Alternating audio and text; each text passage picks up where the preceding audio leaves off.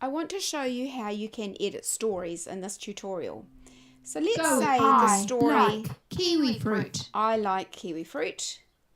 Let's say I would like to edit the story. So I clicked on the story and then I go down to the edit button.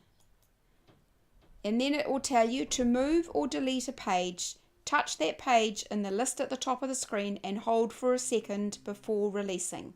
So hit the tick button. So up here, you can just click on each page. There we go.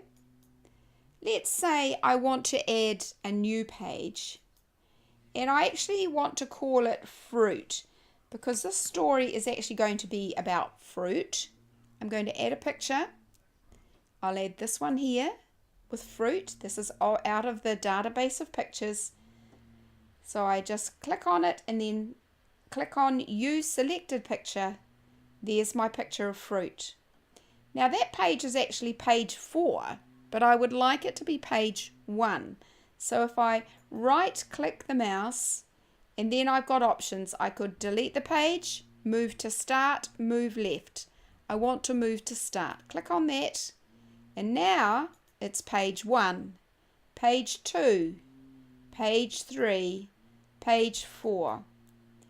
Let's say I wanted to add another picture on any page. Let's say I'd like 2 pictures on this page. So go over to the picture button, click on that and let's add the other orange. Use selected picture and now I've got 2 pictures on that page. So that's how you can maneuver around your pages. If you need to change the text, you just click on where the text is and then you can change the text down there.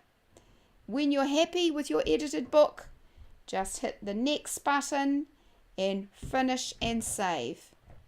So that's how you edit books.